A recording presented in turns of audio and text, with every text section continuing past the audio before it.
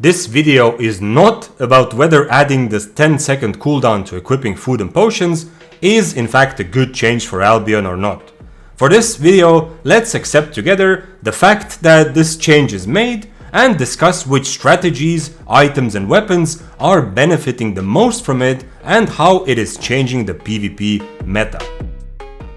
If you don't know what this is about, here's a 10-second summary. Since last patch in Albion Online, equipping food or potions puts all of your spells on a 10-second cooldown, even if you are out of combat. Okay, so in this video we're gonna first talk about different strategies and discuss which benefit the most from this 10-second cooldown whenever you equip a potion or food or change already equipped ones. Then we're going to talk about some specific items that I believe are going to become even more popular or some that are losing out a little bit. And then we're going to talk about weapons and which of them might be making a comeback into the meta, which are maybe going to be less popular or less effective in certain content. First of all, strategies though. Now this is primarily with a focus on mists, but applies very similarly also to open world and Roads of Avalon if you go there solo or duo or in a very small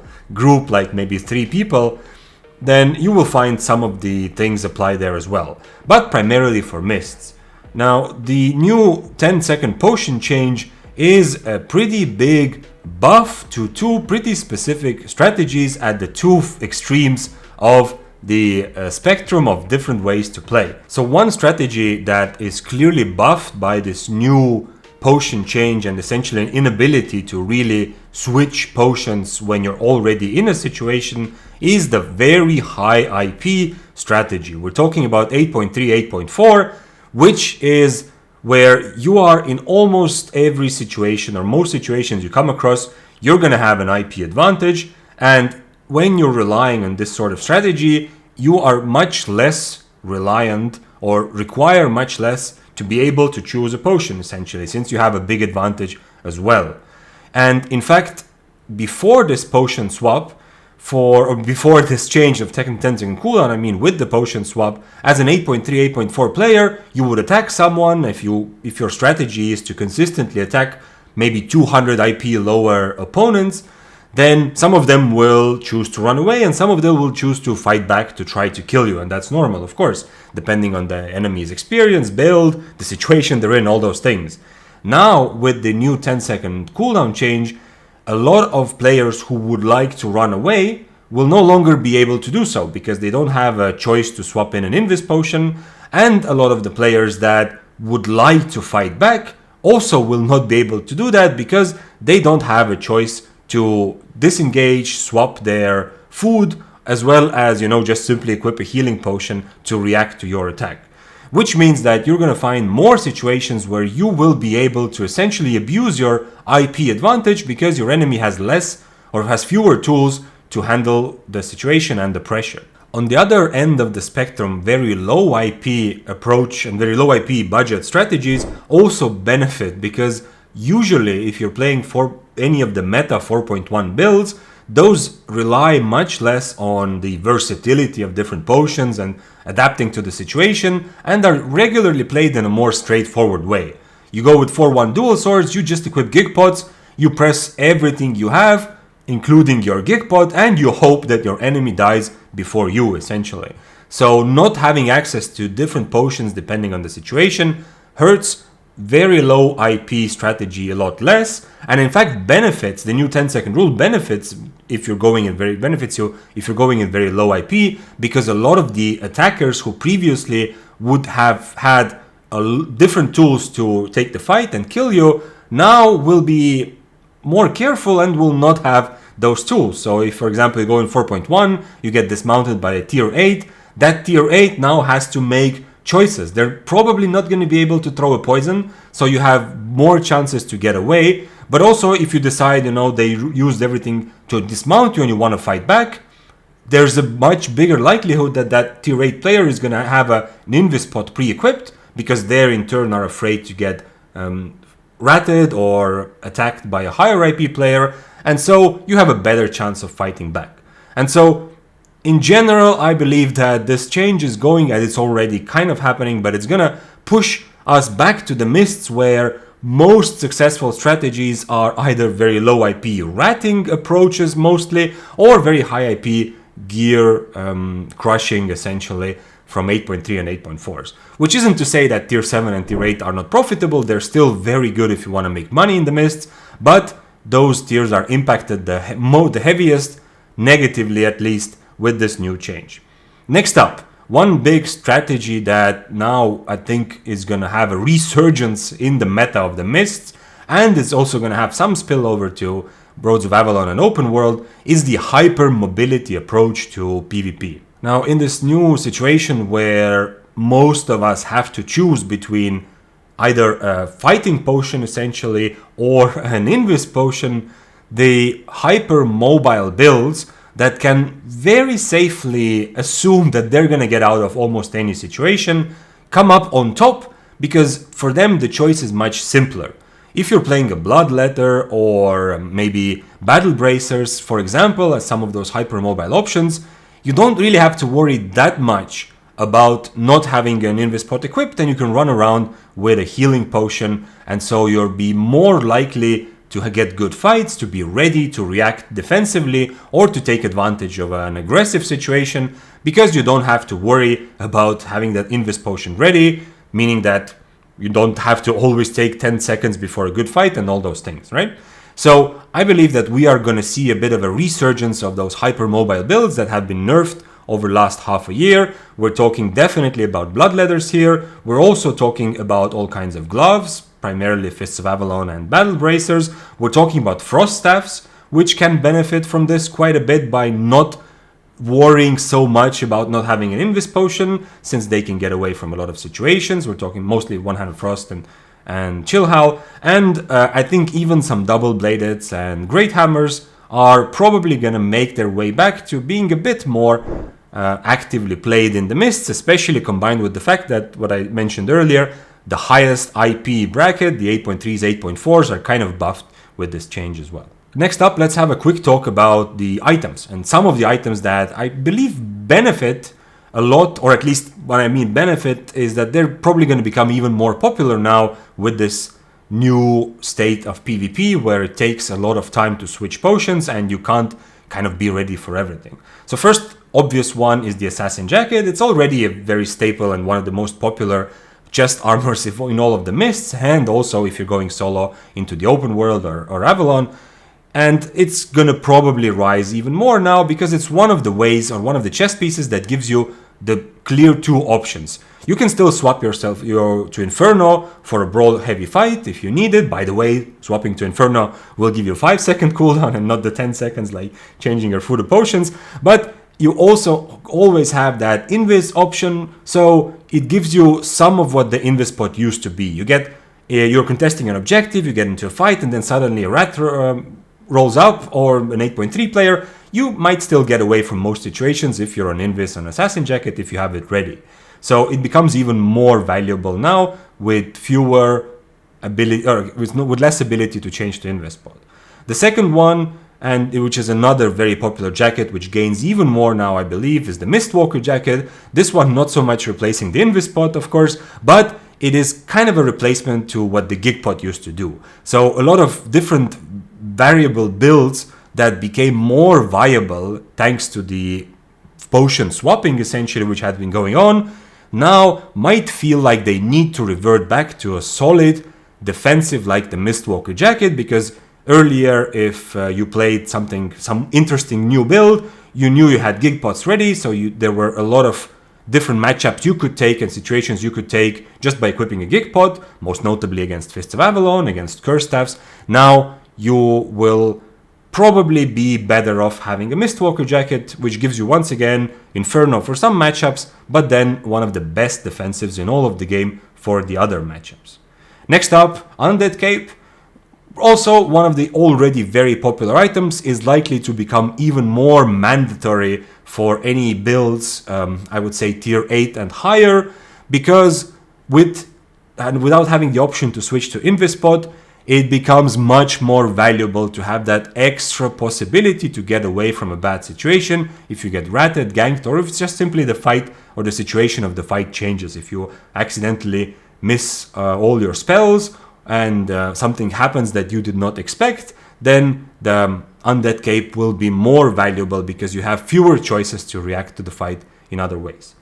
Next up, interestingly, two items that I foresee becoming a bit more popular are the two head slots or helmets that can really help take advantage of the fact that your enemy is no longer going to be as ready to take a fight. So if you see someone on your screen, they might have Invispot already equipped, they might be on wrong food. Taking advantage of that and pushing your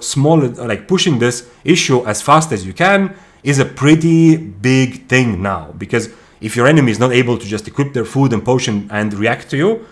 then essentially you have, let's say you have healing potion and they are on invis, you have like 20% HP advantage right off the bat. And those two helmets that I'm talking about are Cowl of Purity and the Duskweaver helmet, which I expect both to become even more popular as they allow you to put that enemy in combat and essentially take away their chance to,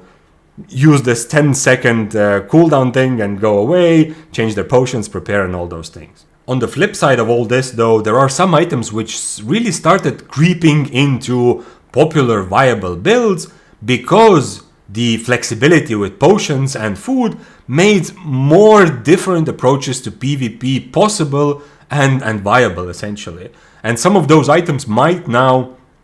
lose their momentum because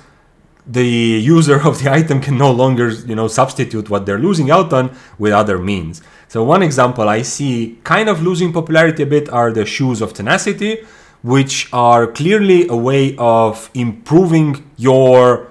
essentially your brawling and outplay potential at the cost of mobility. Now, some mobile builds might still get some advantage from these shoes, but it's going to be a bit more difficult to use them because lack of mobility in general is more likely to be punished when you don't have that Invispot swap option or even energy potion, for that matter, for some builds. Another item which I'm not sure if it's going to be as strong, of course it will still be popular with some builds where it has always been used, but it's not going to be as strong overall, I believe, is the Mercenary Jacket, because comparing to some of the ones we discussed like the Assassin or Mistwalker, the Merc Jacket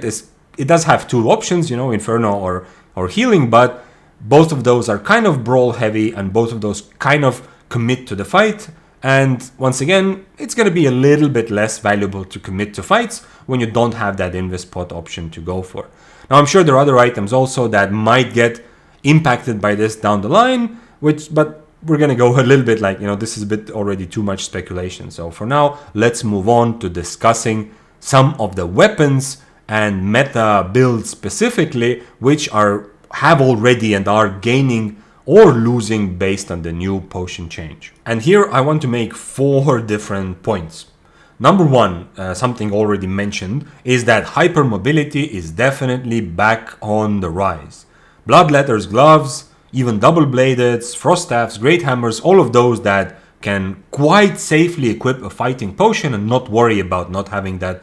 Invis get out of jail free card are going to become and are already becoming more popular and coming back into the mist. In fact, weapons and builds that are very good at avoiding any unwanted fights and only taking those free kill opportunities are buffed quite a bit by the fact that everyone else essentially needs to worry about potentially being killed more than they used to before. Because if they commit to any kind of fight, they either are losing the fight because they have Invis equipped, or they don't have access to Invis if it changes. I don't want to keep repeating this, but I hope that this logic and this mechanic makes sense to you if you play Mists or any sort of PvP yourself. The second group of weapons to look at are all of these versatile weapons that the meta is actually kind of full of. Weapons that have a lot of tools to adapt to different situations. We're talking about Carving Sword, Spear, Daybreaker, Death Givers, Dual Swords, Bow of Badon, Light Crossbow, Infinity Blade, and there's probably others also that deserve a mention here.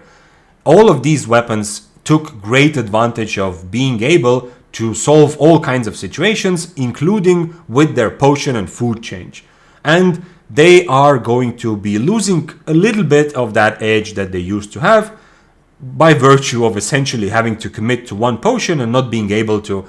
for example, if you're on Infinity, if you're winning a fight, you want to throw a poison, now some of your enemies will be able to get away because of that. On the other hand, if you pre-equip a poison, then sometimes you will lose the fight, or there will be an issue like we mentioned before with you not being able to disengage with Invispot. All of those weapons that I mentioned that are really versatile lost quite a bit. And very importantly, many of the weapons, I think almost all of them, also kind of rely on being able to choose food. So for carvings, for spears, for daybreakers, it was almost a critical part of long-term success to be able to choose between cooldown reduction food, mostly eel stew, and roast snapper for those brawlier or more equal fights.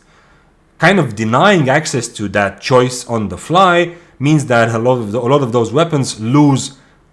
quite a bit, because now if you're on eel stew on carving, let's say, and you see someone you want to fight, but that fight requires roast snapper, you're kind of at the mercy of what happens and whether the other person is willing to wait for 20 seconds for you to equip your roast snapper, eat it, then equip cabbage soup or whatever food to make sure you have something ready for later, and only then the fight starts. So if there's going to be fewer situations that weapons like carvings, like spears, the Daybreaker, like Bow of Badon even, will be able to take advantage of due to not being able to select their food. So those weapons are generally nerfed, at least in this regard. Okay, point number 3 to note is that weapons that are good at forcing enemies into fights are gonna see their stocks rising essentially. So if you're good at dismounting, or just generally you see someone at a disadvantage and you have the mobility to close the gap and the damage to put them into combat and dismount them probably,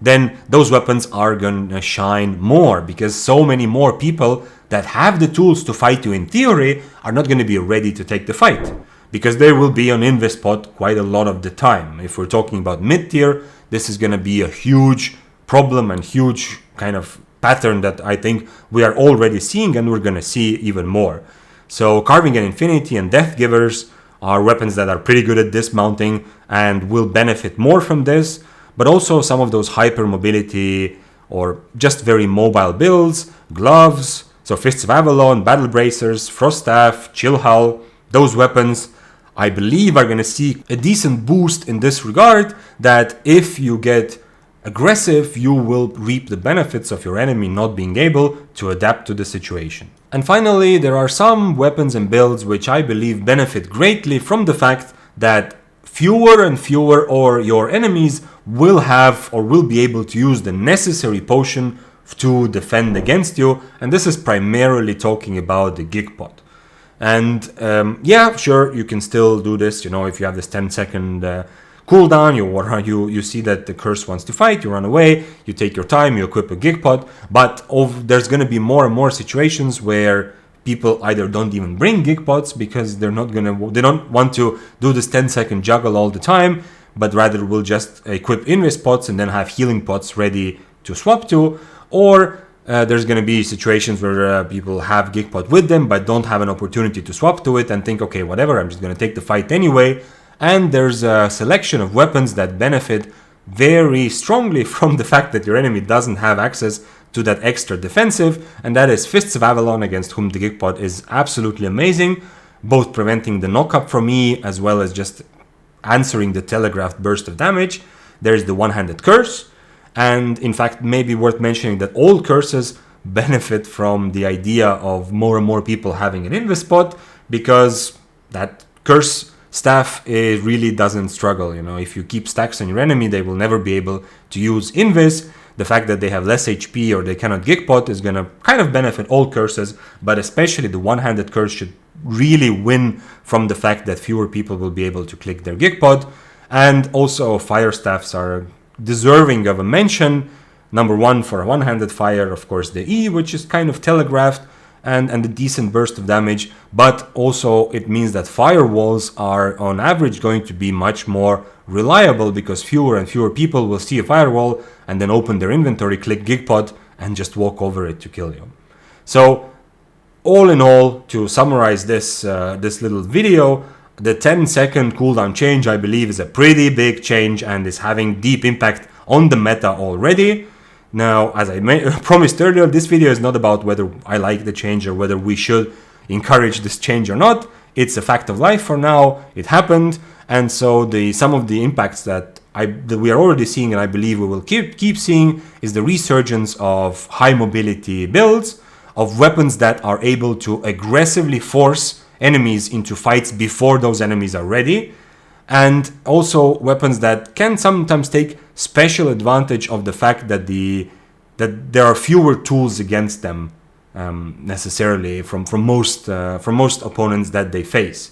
And also it's kind of pushing a lot of players towards either becoming a low IP rat, where this potion change does not really impair your ability to be effective, or becoming a very high IP crusher or IP abuser, as we sometimes say, essentially using the fact that you are in a position where you don't really need the versatility in potions as much as all the other players you come up against. Tell me about your experience with this change in the comments below. Don't forget to sub if you enjoy Albion Online PvP, whatever state is in. There is still a lot of fun to be had, at least for me, and hopefully for you as well. Of course, enjoy your life and have a great rest of the day. See ya.